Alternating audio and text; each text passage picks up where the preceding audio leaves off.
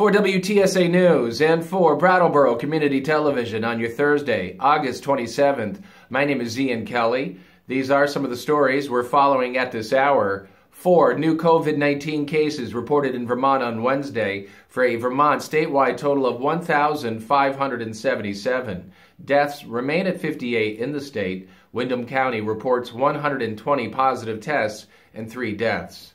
New Hampshire's Department of Health and Human Services says there were 8 new positive tests for COVID on Wednesday for a New Hampshire statewide total of 7,159 cases diagnosed. 1 new death was reported for a total of 430. Cheshire County held steady with 123 cases and 3 deaths.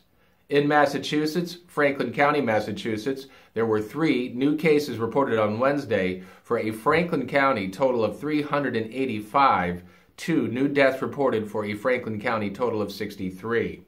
The Vermont Agency of Education, working in close cooperation with the State Emergency Operations Center, is working to provide personal protective equipment and other resources to support Vermont schools as they prepare to reopen next month.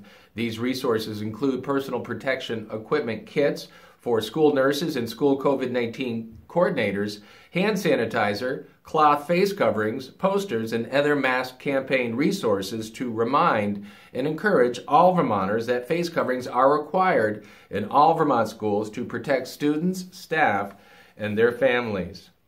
The Vermont legislature has reconvened remotely for a special session focused on passing a budget amid the COVID-19 crisis. Legislative committees are discussing what priorities would be moved in the condensed month-long assembly. Before the legislature adjourns for the year, lawmakers are expected to continue work on legislation for a legalized marketplace for marijuana, policing reforms, an overhaul of the state's land use law, Act 250, and a proposal to make housing more affordable. A New Hampshire Legislative Advisory Board is calling for widespread COVID testing capacity for schools through community centers across the state. House Finance Chair Mary Jane Wallner and Senate Finance Chair Lou D'Alessandro say rapid testing will be a critical tool to help schools address potential clusters and outbreaks of COVID-19 as quickly as possible, with as little impact to education as possible. WTSA Sports, tough night for the Bruins. They ended up losing to Tampa last night 7-1. The Lightning now lead that series 2-1. Game 4 is Friday night with the puck dropping at 7:30. The Red Sox lose to the Jays 9-1. Those teams play again tonight at 6:35. And the Atlanta Braves sweep a doubleheader from the Yankees yesterday. Atlanta wins the first game 5-1, and Freddie Freeman hit a 2-run homer to lead a Braves rally to beat the Yankees in Game 2 for the sweep 2-1.